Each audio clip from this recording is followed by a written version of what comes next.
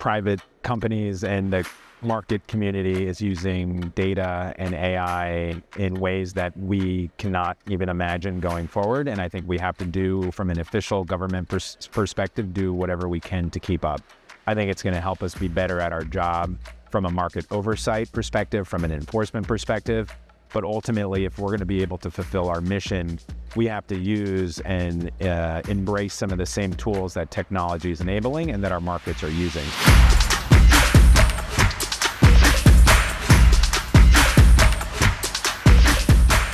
What effect has the passing of the former CFTC Chief of Staff, Mike Gill, had on the staff? Continue to think about Mike and his family. Mike was a friend. Mike was Chief of Staff and the Chief Operating Officer during Chairman Giancarlo's time. And I think on a personal level, obviously, devastating news and something that has hit the agency quite hard. The Chief of Staff is a unique responsibility, more so than the chair or even the commissioners.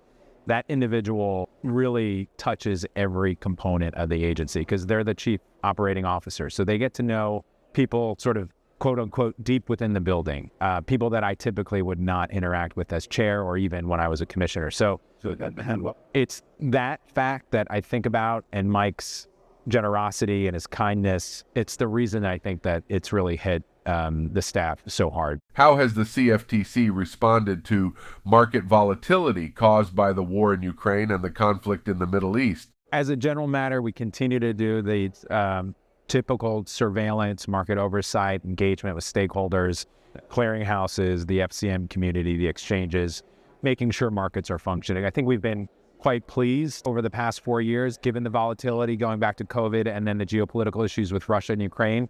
Obviously, huge moves in commodities across both the ag, energy, and metals complex, and then even in the rate and credit. Obviously, when we see this type of volatility, it raises risk of default and shortages of cash and dashes for cash, which we saw in some of the market moves in 2020, particularly after COVID hit. In terms of funding and sort of allocation of personnel, we're working with what we have and we're fine.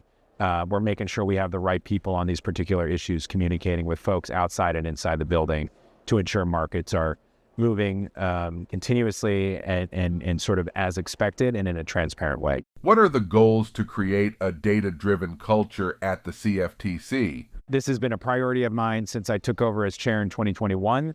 Obviously, hiring a chief data scientist and a chief data officer and utilizing every tool we have inside the agency to ensure that we're becoming capable analytically and from a data perspective to fulfill our mission. And I think that means surveillance, that means compliance, that means market oversight. And ultimately, you know, if you have an issue, whether it's non-compliance or a bad actor through fraud or manipulation, these are the types of tools that I think are going to take us into the future and enable us to do our job better, more efficiently, with less cost, and ultimately with more precision, given the sophistication and speed with which markets are moving today. Should Little Orphan Annie be the spokesperson for AI fraud? We always accept all applicants, so if Orphan Annie wants to apply, we would welcome that. AI fraud is it's an issue now, and it's only going to continue to escalate. We put out an advisory contemporaneously with a request for comment that we put out on AI, I think in very late January. So we're starting to observe this type of activity. Fraud and manipulation and scams are, technology agnostic. We've seen this over decades. So as technology shifts and enables bad actors to use new tools to commit fraud, we have to be ahead of that. What kind of comments did the Commission receive about the listing of voluntary carbon credit, VCC, derivative contracts? We had about 80 to 90 comments, very thoughtful comments for the most part, and by and large, all very positive. We definitely had some comments that potentially suggested not in our space, not our area of expertise, or that the conduct that we would suggest in the guidance, because I would emphasize it's non-binding guidance, is already being done by the exchange community, by the clearing community, by the FCM community. But ultimately, we have listed futures contracts on voluntary carbon credits. We want to make sure the underlying reference commodity has a market that's healthy, transparent, and is fair and free from fraud and manipulation. That equates to a healthy derivatives market. In the case of the voluntary carbon credits, there have been issues around integrity and the level of integrity, and we want to just make sure that the individuals and institutions that are listing these contracts have some guidance, is probably the best word, to understand what our expectations are as they continue to list these contracts. We want to elevate the credibility and integrity of these markets. I think it's going to be good for our markets. It's going to eliminate or at least reduce fraud and manipulation, and ultimately, I think, benefit the entire ecosystem around voluntary carbon credits. What is your proposal for Congress to amend statutory provisions regarding the permitted use of customer protection funds? The Customer Education Office has limitations in what it can do. We're just seeing huge disruption and huge changes, and this goes to your earlier questions about how markets are moving, how technology is enabling bad actors, commit fraud and to commit manipulation in different ways that historically they have not. So we want to be able to reach out to a different set of constituencies and stakeholders, retail investors, others who are being pulled into our markets because of technology, the tools that, iPhones and other smartphones are enabling.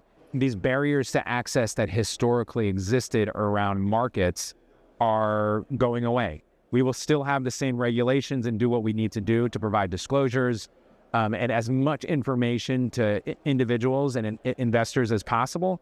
But ultimately, technology is enabling investors to get access to markets in ways that they have not historically been able to get. So what we want to do, and my request, is to expand the authority for us to use these funds, these customer education funds, to just be more comprehensive in who we reach, how we reach them, and the tools that we utilize. I think in the end, it's a net positive.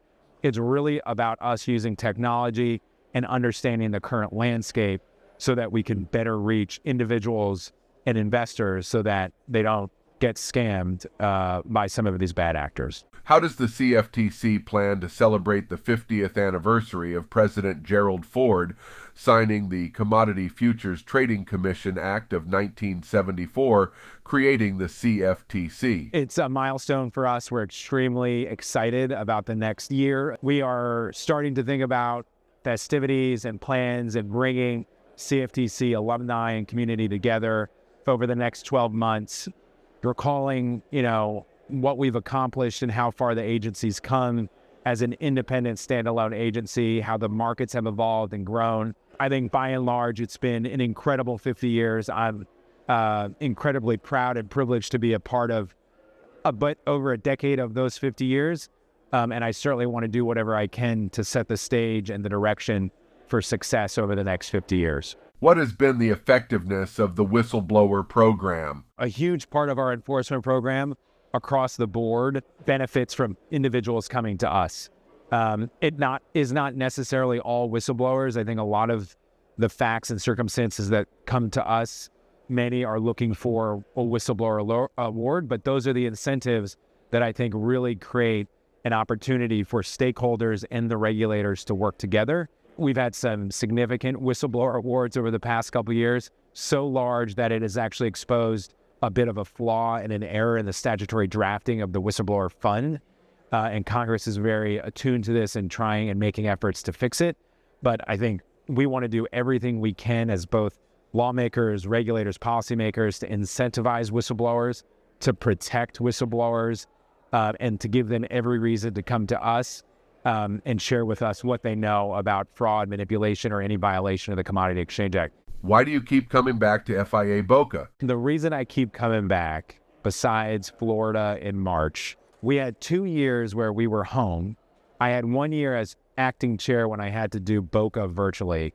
There is nothing like being in person, feeling the energy, the excitement, talking to people one-on-one, having big meetings, learning, sharing with others what we're up to. I think it just benefits everyone. It's tiring, it's exhausting. When I'm leaving on Wednesday morning, I want to sleep for a day or two. But ultimately, it's these next 48 hours, which I think steer my year and give me a sense of what's going on in the marketplace so I can do my job better.